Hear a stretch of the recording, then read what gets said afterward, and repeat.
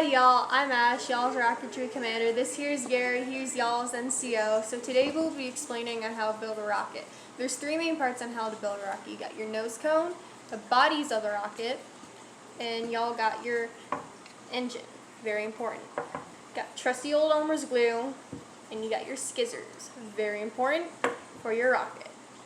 Okay, starting at the top of your rocket is the nose cone. The nose cone is quite simply a plastic tube with a hook at the bottom of it, alright? Nose cones tend to vary in sizes, as do rockets, as you can see here. The purpose of a nose cone is once the rocket reaches its max altitude, it will pop the nose cone out of the rocket and it will deploy a recovery system, this being a parachute or a streamer. Okay? To attach your nose cone to your rocket, you will take a simple rubber band, you will tie it to the hook of your nose cone, and you will glue the opposite end inside the body of the rocket, putting a simple clothespin there, leaving it to dry for however long your glue may take. Alright? Moving on to the recovery system, attached to the nose cone will be a parachute, which to attach a parachute you will be tying it through the hook, but this takes you have to do this in a special way, and for the sake of time and since you have other classes, we're going to explain this when we meet you in person at after-school practices. The streamer, as you see here, is a long plastic streamer, and to attach it, Ash will show you. What y'all are going to do, y'all are going to have some glue right here, about an inch or two down from the nose cone. You're going to take it, then y'all are going to wrap it onto the rubber band. And then after that, y'all are going to take a clothespin, you're going to leave it there for however long it needs to.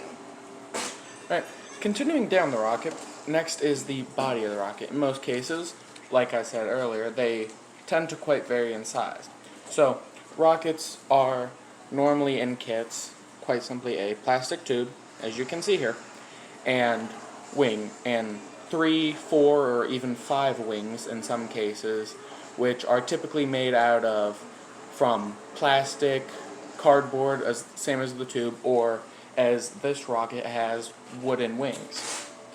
Continuing down to the engine, Ash will explain how the engine is assembled.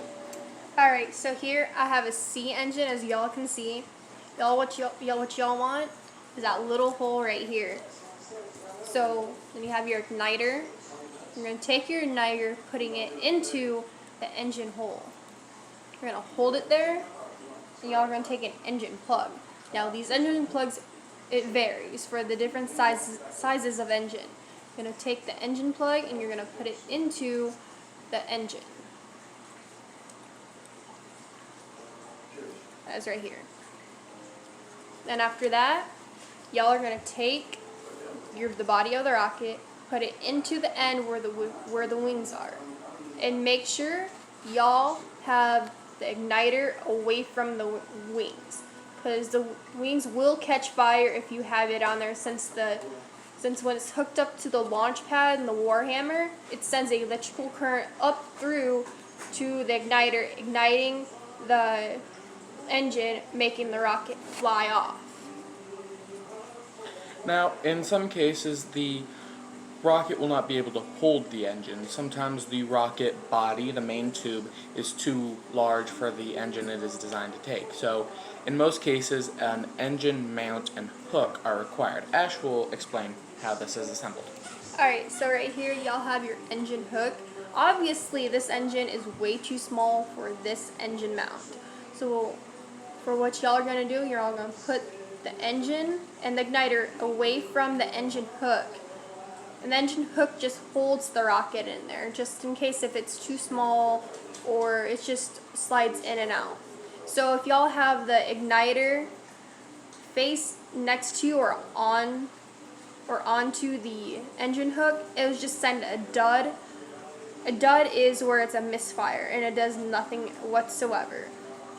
This is typically caused by a failure in electrical current, like if wires aren't properly connected or the actual button and the controller to launch the rocket are faulty. And in most cases, as long as you follow the steps as said in the instructions or as your commander or NCO will tell you, this rarely happens. It happens quite a bit, but not if you do it correctly. Yes, and also when y'all are launching the rockets, you must stand behind the firing line. The firing line, let's say, here's the firing line and here's us. Right here is our table. We must stand behind it so we're not in the way of the rocket. Because I have seen a rocket fly up and almost hit somebody, or another rocket has flown up and went straight into a fence. Rockets can be very dangerous. So when we say when the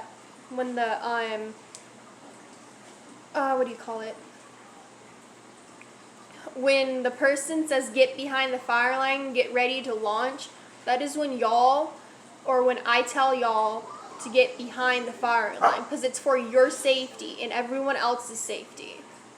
And y'all can contact us at audreylittle.wallerbulldogs.net, and y'all contact Gary at GaryGriffin@wallerbulldogs.net. And how you spell my name is AUDERY.